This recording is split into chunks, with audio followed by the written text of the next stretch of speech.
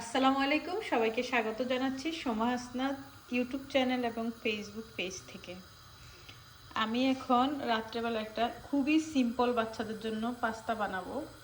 পাস্তাতে এই পাস্তাটা বানাবো, প্লাস হচ্ছে কোনো ঝামেলা ছাড়া সুপার মার্কেট থেকে একটা পেস্ট পাওয়া যায়। এটা হচ্ছে বাজিলিকো পাতাটা রসুন দিয়ে পেস্ট করা থাকে, সঙ্গে অলিভের তেল। আমি জাস্ট পাস্তা সিদ্ধ করব, এই যে পানি বসিয়ে দিলাম, সিদ্ধ করে এই পেস্টটা দিয়ে দিব। সঙ্গে থাকবেন, দেখবেন লাস্ট পর্যন্ত। এছাড়া পারমিজানও থাকবে। এছাড়া এখানে পাশাপাশি পাস্তা হতে হতে আমি এখানে ধনিয়া পাতাগুলি ডিপ ফ্রিজে সংরক্ষণের জন্য ধুয়ে পানি শুকিয়ে রেখেছি, কারণ অনেকগুলি ধনিয়া পাতা আনা হয়েছে বাজার থেকে, এগুলি নষ্ট হয়ে যাচ্ছে নরমালে, এজন্য। তো আশা করছি ভিডিওটি শেষ পর্যন্ত থাকবেন এবং আমি কীভাবে বানাবো দেখাবো, এবং আমার চ্যানেলটা এবং পেজটা লাইক কমেন্ট শেয়ার করে দিবেন, সাবস্ক্রাইব ফলো করে দিবেন, আর আমার সঙ্গেই থাকুন।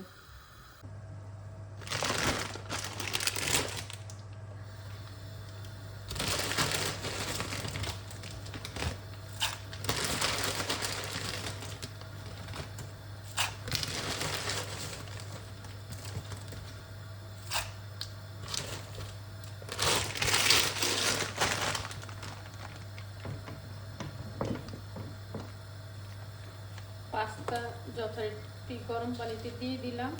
পাস্তা দেওয়ার পরে লবণ দিতে ভুল হয়ে যায়, যে লবণ দিয়ে দিলাম।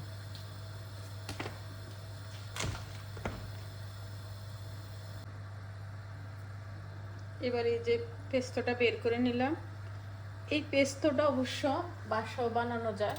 ফ্রেশ বাজিলিকো পাতা, এক কোষ রসুন, পারমিজানো, অলিভের তেল। বানাবো, একদিন দেখাবো আপনাদেরকে বানিয়ে। আর হচ্ছে বাদাম, একটা বাদাম আছে পিনোলি নাম, ওটা ছোট্ট সাদা চিকন চিকন। ইতালিয়ানরা পিনোলি নাম, এটার অবশ্যই ইংলিশ বা বাংলা নাম আমার জানা নাই। কেউ যদি জানেন তাহলে কমেন্টস করে জানাবেন। পিনোলি বলে ইতালিয়ানরা। ছোট ছোট, একটু সাইজে লম্বা, সাদা। আমি এখন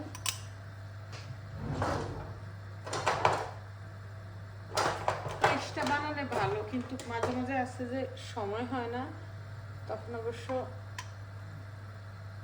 ঝটপট করে খাবে। ওই সুবিধার্থে বাসায় যদি পেস্ট থাকে, যদি বাচ্চারা আবদার করে যে এই খাবারটা খাবে, তখন দেওয়া যেতে পারে। আর নাহলে আলাদা বাদাম কিনে আনতে হয়, বাজিলিকো পাতা, এই দুটো কিনে আনতে হয়। অবশ্য একদিন ফ্রেশ করে দেখাবো।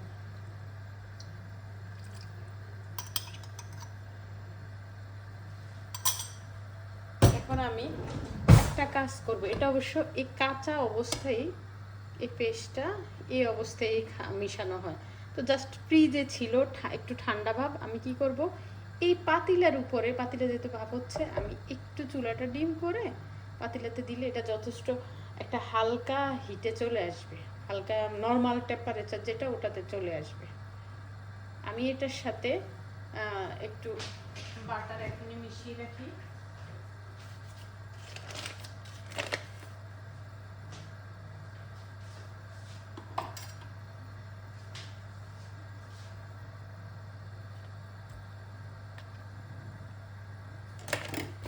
বাটারটা আস্তে আস্তে ভাপে, বাটারটা আস্তে আস্তে গলে যাবে।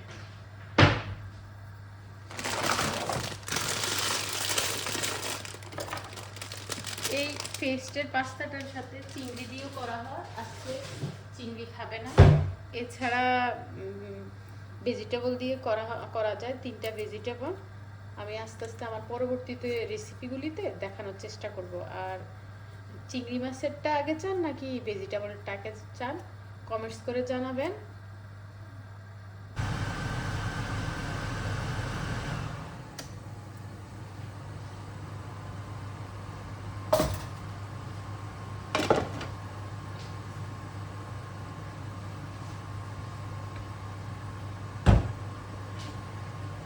পাস্তা মোটামুটি রেডি হয়ে গেছে, মোটামুটি না পুরাই।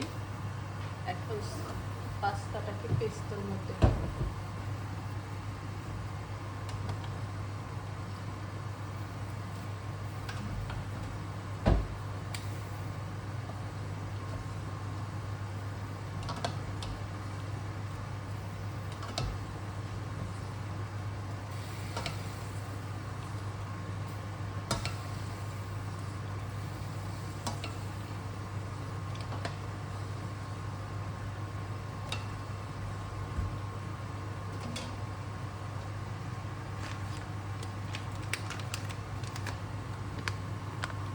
parmigiano,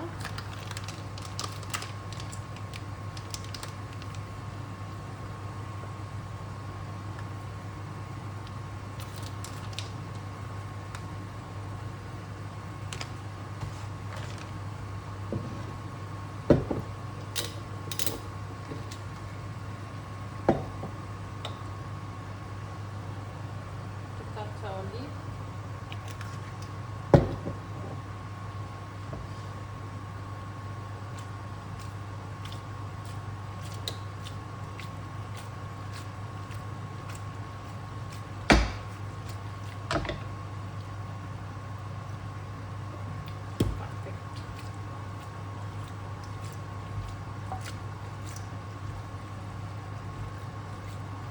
যত বেশি পাস্তাকে এভাবে নাড়ানো হবে না, পাস্তা তত ক্রিম ভাবটা আসবে, একদম সবুজ সবুজ।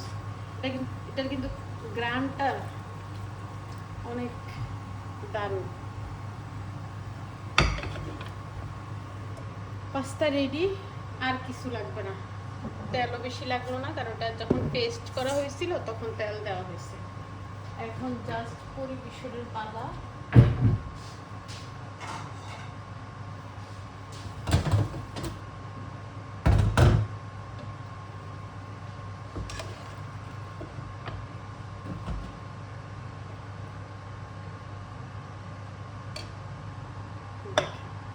একদম সবুজ সবুজ পাস্তা, খেতেও টেস্টি, স্বাস্থ্যসম্মত।